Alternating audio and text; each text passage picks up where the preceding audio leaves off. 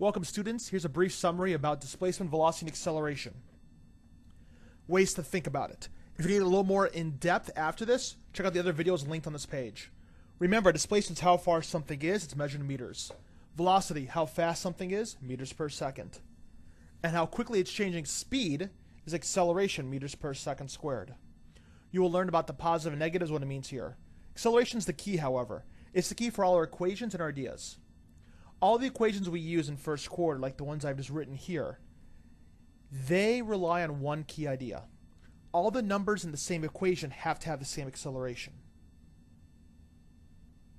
Once again, all the numbers in the equation must have the same acceleration. So if you're given a situation with two different accelerations, you're going to have to use two different equations. Each one has to be detailed and made sure that it's correct for the certain situation. Let's look at a car, for example. A car that's slowing down but has two different accelerations. You see I drew it in two different segments here. It's important. Let's say it starts at 30 meters per second. Then after some time it's going 20. Then at some time it's going 0. And I give you two different accelerations, 30 to 20. Acceleration is -1. From 20 to 0, the acceleration is -2. If we want to find the total distance it traveled, that's sum d, we have to find both these distances and add them up. Now here's where kids that get confused. You see those points I labeled? Look how we're going to label them as VI and VF. 30 is VI for D1, and 20 is VF for D1, but 20 is also VI for D2, and 0 is the end for D2. So if you use an equation, you couldn't use 30 and 0 as VI and VF, because they don't have the same acceleration between them. Now, when something's in the air, we know the acceleration is gravity, which we call -10. A lot of students get confused with the positive and negative, so that's what we'll end with here. Let's say something has a positive acceleration. Well, what does that mean?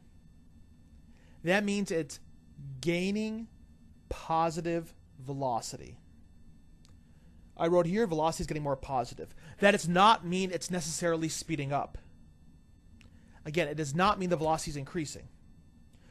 Let's say the velocity, for example, is negative. You're going backwards. You have positive acceleration. Your velocity is negative, but you're getting more and more positive. That means the velocity is going down till 0 and then eventually go up and positive. Think of it as a graph. It starts off negative, but then it gets more and more positive. So it approaches 0, then goes away from 0. Now, what if the velocity is positive and your positive acceleration? You're gaining more and more positive, so you're getting faster, so that's why the graph looks like that. Let's say you have a negative acceleration. That means the velocity is getting more negative. That does not mean it's slowing down.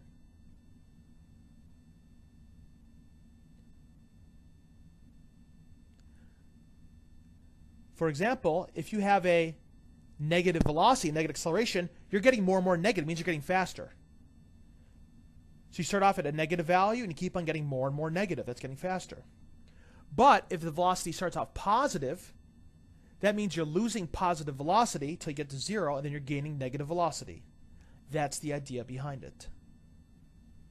So let's say we toss a ball up in the air.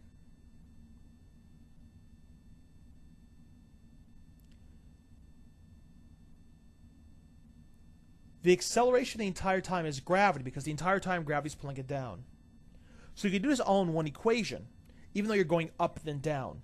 You don't need to break it in two because you have the same acceleration the entire time. Now the displacement is kind of weird.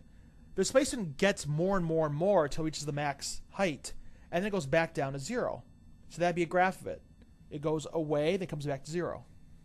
The velocity, however, you notice, it starts off going up, but gets smaller and smaller and smaller to the top. It has no velocity, and it gets more and more downward. So I drew it as going from very positive to less positive, 0, to a little negative, very negative.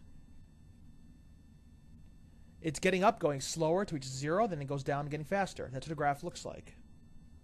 And the entire time, the acceleration is going to be -10, which is a straight graph.